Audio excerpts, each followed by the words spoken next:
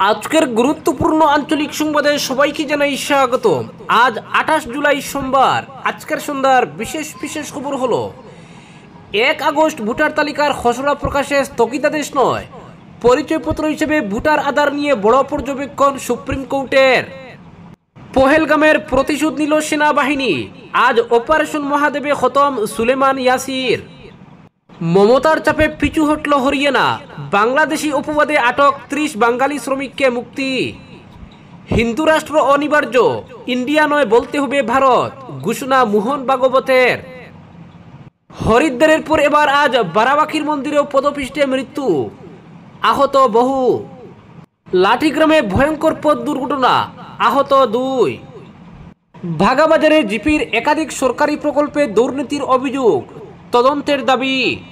রাহুল রায় এখনো যোগাযোগই করেননি, গৌরব গগৈর মন্তব্যের পরই দুজনের ছবি ভাইরাল সামাজিক মাধ্যমে। দল চাইলে দক্ষিণ করিমগঞ্জে প্রার্থী হবেন, সংবাদ মাধ্যমের সঙ্গে আলাপচারিতায় বললেন দক্ষিণ করিমগঞ্জের জেলা পরিষদ সদস্য আইনজীবী মমতাজ। এবং সর্বশেষ খবরটি হলো শিলচরে ধৃত এসি মেশিনের পাইপ চুর চক্রের 2 জন। এবারে শুনুন বিস্তারিত খবর।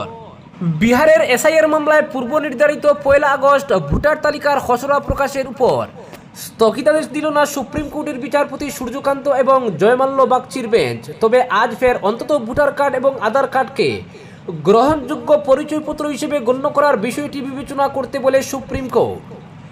আজ আবেদনকারী সংগঠন এডিআরের তরফে আইনজীবী গোপাল শঙ্কর নারায়ণ খসড়া ভোটার তালিকা প্রকাশের উপর স্থগিতাদেশের আবেদন করেন। একই সঙ্গে ভোটার রেশন আধার কার্ডকে গ্রহণযোগ্য পরিচয়পত্রের নথি হিসেবে গণ্য না করায় আদালতের নির্দেশকে অমান্য করা হয়েছে বলে জানান মামলাকারী সংগঠনের আইনজীবী। যদিও জাতীয় নির্বাচন কমিশনের তরফে আইনজীবী রাকেশ দ্বিবেদী বলেন এটি মূলত একটি খসড়া তালিকা, চূড়ান্ত তালিকা নয়। প্রসঙ্গত এর আগের দিন শুনানির সময় কমিশনের তরফে জানানো হয়েছিল প্রচুর জাল আধার কার্ড আছে। আজ এ বিষয়ে বিচারপতি সূর্যকান্তর তাৎপর্যপূর্ণ পর্যবেক্ষণ, পৃথিবীতে যে কোনো নথি জাল করা যেতে পারে, যদি কোথাও জাল পরিচয়পত্র পাওয়া যায় তখন সেই মোতাবেক ব্যবস্থা নেওয়া যেতে পারে। তবে এই মামলার কবে থেকে বিস্তারিত শুনানি হবে তা আগামীকাল জানাবে সুপ্রিম কোর্ট। পরবর্তী খবর, হিন্দু রাষ্ট্র অনিবার্য, ইন্ডিয়া নয় বলতে হবে ভারত, ঘোষণা মোহন ভাগবতের। বাম শাসিত কেরলের মাটিতে দাঁড়িয়ে বড় ঘোষণা রাষ্ট্রীয় স্বয়ংসেবক প্রধান মোহন ভাগবতের। আর কোনো রাখটাক নয়, এবার ভারতকে হিন্দু রাষ্ট্র ঘোষণা নিয়ে বড় দাবি করলেন আরএসএস প্রধান মোহন ভাগবত। সনাতন ধর্মের জাগরণের জন্য হিন্দু রাষ্ট্র অনিবার্য বলে দাবি করেন সংঘ প্রধান। যোগী অরবিন্দ বলেছিলেন সনাতন ধর্মের মধ্যে থেকেই ভগবানের উদয় হবে, সেই সনাতনীর উদয়ের জন্য হিন্দু রাষ্ট্র অপরিহার্য বলে কোচিতে এক সভায় মোহন ভাগবত দাবি করলেন। ভাগবত বললেন আধুনিক দুনিয়ায় প্রয়োজন যোগী অরবিন্দের দূরদৃষ্টির, আর তাই আমাদের জানতে হবে ভারত আসলে কি। এরপর মোহন ভাগবত বলেন ভারত হলো নামবাচক বিশেষ্য, এটি অনুবাদ হয় না। ইন্ডিয়া হলো ভারত, এটা সত্যি, কিন্তু ভারত ভারতী, তাই আমরা বলা কিংবা লেখার সময় ভারতকে ভারত বলেই আখ্যা দেব। ভারতের সত্তাকে বিশ্বের সব জায়গায় শ্রদ্ধা করা হয়, কারণ এটা ভারত। আপনি যদি আপনার পরিচয় হারিয়ে ফেলেন তবে আপনার যত গুণী থাকুক না কেন এই পৃথিবীতে আপনি কখনো সম্মান বা নিরাপত্তা পাবেন না, এটাই আসল নিয়ম। কেরলের মাটিতে দাঁড়িয়ে হিন্দু রাষ্ট্র আর ইন্ডিয়া নয় ভারত নিয়ে সরাসরি নিজের কথা জানালেন মোহন ভাগবত। সংবিধানে ভারতকে ধর্মনিরপেক্ষ রাষ্ট্র বলে উল্লেখ থাকা নিয়ে অবশ্য কোনো কথা বলেননি সংঘ প্রধান। পরবর্তী খবর, হরিদ্বারের পর এবার বারাবাঁকির মন্দিরেও পদপিষ্টে মৃত্যু, 2 পুণ্যার্থীর মৃত্যু, আহত বহু। হরিদ্বারের ঘটনার রেশ কাটতে না কাটতেই এবার উত্তরপ্রদেশের বারাবাঁকিতে মন্দিরের ভিতরে পদপিষ্ট হয়ে 2 পুণ্যার্থীর মৃত্যু হয়েছে। শ্রাবণ মাসের 3য় সোমবার মহাদেবের জলাভিষেক করতে এসে এই মর্মান্তিক দুর্ঘটনার শিকার হন তারা। দুর্ঘটনায় অন্তত 40 জন পুণ্যার্থী আহত হয়েছে। স্থানীয় প্রশাসন সূত্রে খবর, আজ ভোরে বারাবাঁকির অশনেশ্বর মহাদেব মন্দিরে পুণ্যার্থীদের উপচে পড়া ভিড় ছিল। বিদ্যুতের একটি তার ছিঁড়ে মন্দির চত্বরে পড়ার পর আতঙ্ক ছড়িয়ে পড়লে হুড়োহুড়ি শুরু হয় এবং এর ফলস্বরূপ পদপিষ্ট হওয়ার ঘটনা ঘটে। মৃতদের মধ্যে 22 বছর বয়সী প্রশান্ত নামে একজন রয়েছেন, অন্যজনের পরিচয় এখনও জানা যায়নি। আহতদের স্থানীয় হাসপাতালে চিকিৎসা দেওয়া হচ্ছে। উত্তরপ্রদেশের মুখ্যমন্ত্রী যোগী আদিত্যনাথ দ্রুত উদ্ধার ও আহতদের চিকিৎসার ব্যবস্থা করার নির্দেশ দিয়েছেন।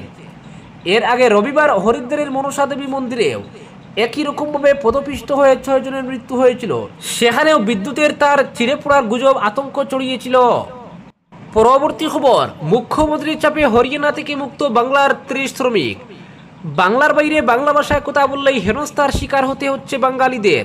এর বিরুদ্ধে বারবার সুর চড়িয়েছেন বাংলার মুখ্যমন্ত্রী মমতা বন্দ্যোপাধ্যায়। তার উদ্যোগেই হরিয়ানা থেকে ছাড়া পেয়েছেন বাংলার 30 জন পরিযায়ী শ্রমিক।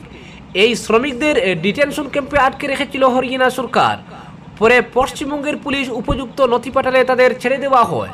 শুধু হরিয়ানা নয়, আসাম, দিল্লি সহ একাধিক রাজ্যে বাঙালি হেনস্থার খবর পাওয়া গিয়েছে।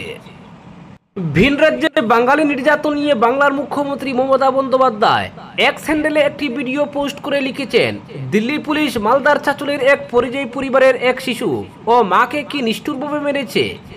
বাঙালিদের বিরুদ্ধে বিজেপির ভাষা সন্ত্রাসে একটি শিশুরও পরিত্রাণ নেই। দেশকে এরা কোথায় নিয়ে যাচ্ছে।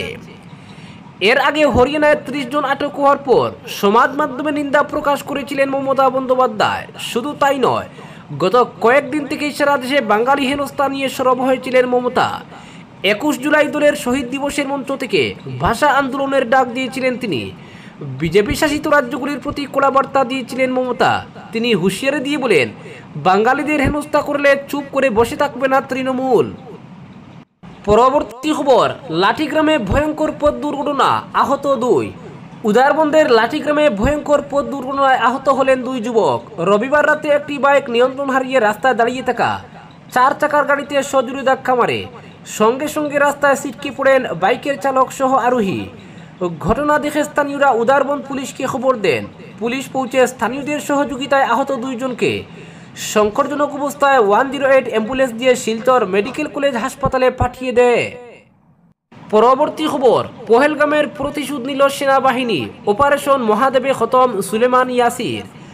আজ জম্মু কাশ্মীরের সেনাবাহিনীর এক এনকাউন্টারে সুলেমান, ইয়াসির এবং আলীকে নিকেশ করেছে। এই ব্যক্তিরা 22 এপ্রিল পহেলগামে ভয়াবহ সন্ত্রাসী হামলায় জড়িত ছিল। এই এনকাউন্টারে সেনাবাহিনী লস্কর ই তৈয়বার ভয়ঙ্কর সন্ত্রাসী সুলেমানকেও নিকেশ করেছে। এই সুলেমান পহেলগাম সন্ত্রাসী হামলার মূল পরিকল্পনাকারীও ছিল। সেনাবাহিনী, সিআরপিএফ এবং পুলিশ মিলে আজ সকালে অপারেশন মহাদেব শুরু করে এবং এর আওতায় আজ সকালে শ্রীনগরে এই সন্ত্রাসবাদীদের ঘিরে ফেলা হয়। নিরাপত্তা বাহিনী তাদের ঘিরে ফেললে সন্ত্রাসীরা গুলি চালাতে শুরু করে এবং প্রতিশোধমূলক পদক্ষেপে নিহত হয়। এই লোকদের খুন করে নিরাপত্তা বাহিনী পহেলগামে ভয়াবহ সন্ত্রাসী হামলার প্রতিশোধ নিয়েছে। সেনারা অপারেশন মহাদেবের অধীনে এই সন্ত্রাসীদের নিকেশ করেছে। নিরাপত্তা বাহিনী শ্রীনগরের লিদুয়াসে 3 জন সন্ত্রাসীর উপস্থিতির তথ্য পেয়েছিল। এরপরে সেনাবাহিনী, জম্মু কাশ্মীর পুলিশ এবং সিআরপিএফ অপারেশন মহাদেব নামে একটি যৌথ অভিযান শুরু করে এরপরে দীর্ঘ এনকাউন্টারে 3 সন্ত্রাসী নিকেশ হয়। ভারতীয় সেনাবাহিনীর চিনার কর্পসের জারি করা বিবৃতি অনুসারে প্রচণ্ড গুলিবর্ষণের মধ্যে 3 জন সন্ত্রাসী নিকেশ হয়েছে। অভিযান চলছে। সূত্রের বরাত দিয়ে সংবাদ মাধ্যমের প্রতিবেদনে বলা হয়েছে যে সেনাবাহিনী 2 দিন আগে দাচিগামের জঙ্গলে সন্দেহজনক কথোপকথন শনাক্ত করে এরপরেই অভিযান শুরু করার সিদ্ধান্ত নেওয়া হয়।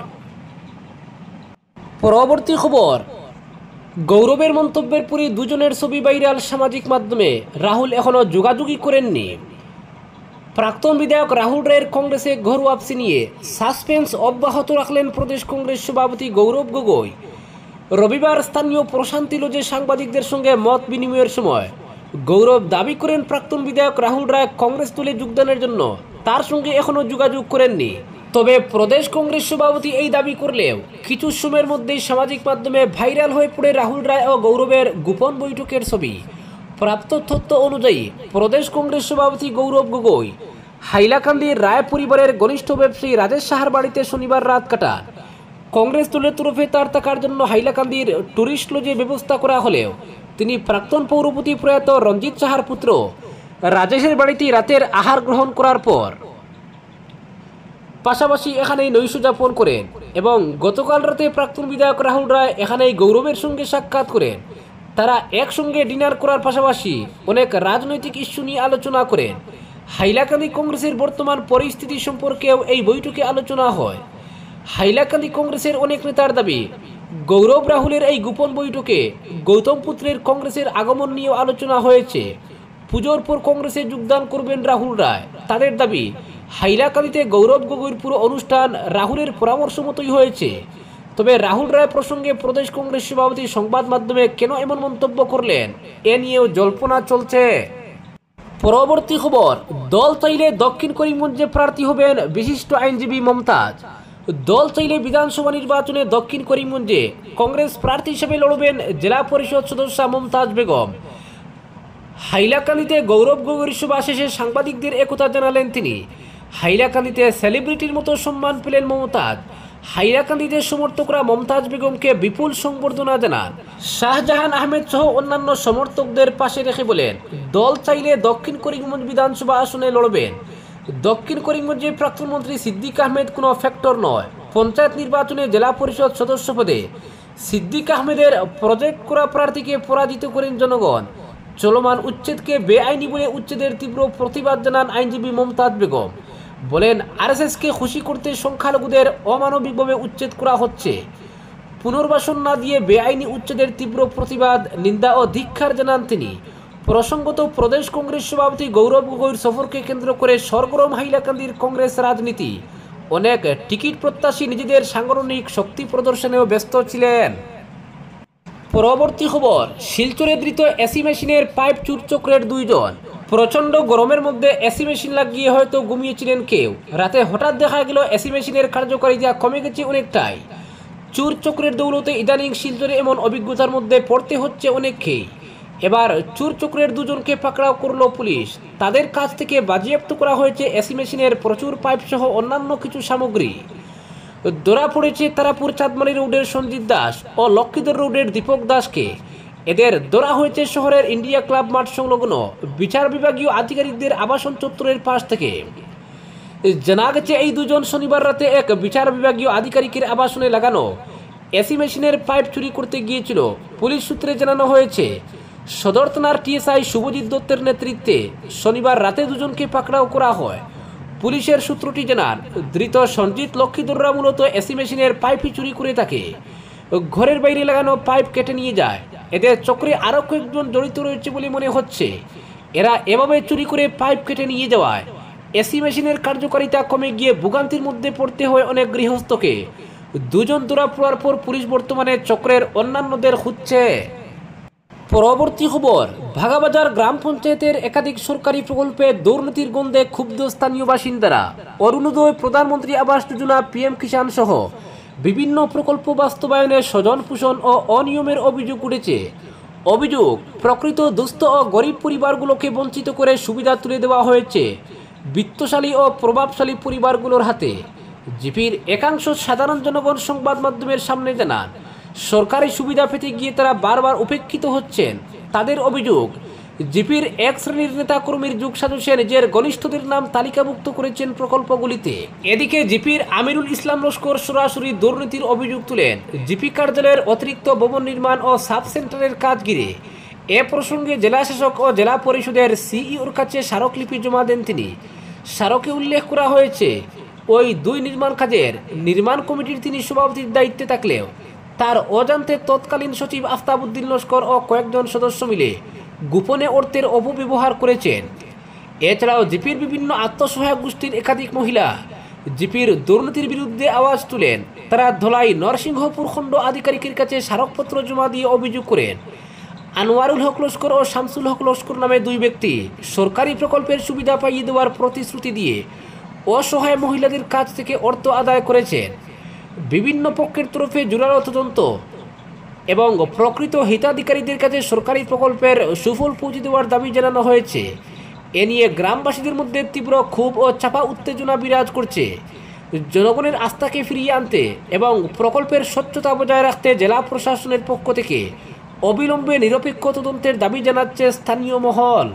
আজকের বিশেষ সংবাদ এখানেই সমাপ্ত।